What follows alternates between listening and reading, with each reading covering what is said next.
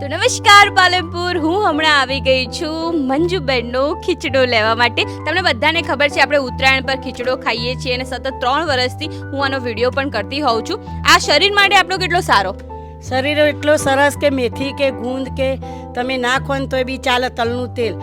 આ ખીચડો ખાવાથી આખું વરસ સરસ રહે, કોઈ બીમારી આવે નહીં અને શરીર હલ્દી રહે આનાથી. અને આ ખીચડો બહુ સારો છે. 7 ધાનનો બનેલો છે. કયા કયા ધાન છે આ વિડીયોમાં તમને જોવા મળશે. જો તમારે ખીચડો લેવો હોય તો તમારે ઢાળવાસ આવવાનું. ઢાળવાસમાં સ્ટાર્ટિંગમાં જ જગ્યા છે, હું તમને જગ્યા પણ બતાવી દઉં છું. સાથે સાથે નંબર પણ આપું છું, ત્યાં તમે કોલ કરીને ખીચડો નોંધાવી શકો છો. બહુ પ્રમાણમાં નથી મળતું એટલે પહેલાં તમારે બુક કરાવવો પડશે. બજારમાં ભળતા ખીચડા બહુ મળે છે જે રિયલ હોતા નથી, એ દળાયેલા હોય છે એવું એમનું કહેવું છે. તો આ ખીચડામાં અને બજારમાં જે બીજા ખીચડા મળે છે એમાં શું ડિફરન્સ છે? બજારમાં ઘંટીમાં ભેળેલી દાળો મળે છે. મારો પોતે ખાંડેલો ખીચડો તમે જોજો, હું પોતે ખીચડો ખાંડું છું. દળેલી દાળોથી સાવધાન રહેવું. પેકિંગવાળા ખીચડા આવે છે, સળેલી દાળો આવે છે, લેવાની કોઈ નહીં. એટલી મારી નમ્ર વિનંતી.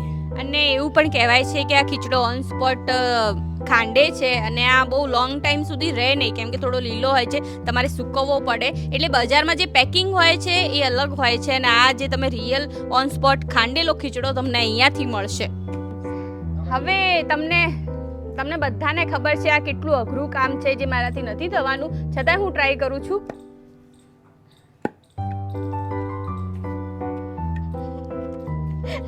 જે નથી થઈ રહ્યું, એક તો આનું વજન ઉપરથી આ આખો દિવસ કરીએ તો ભાઈ હાથ રાતે રહી જાય.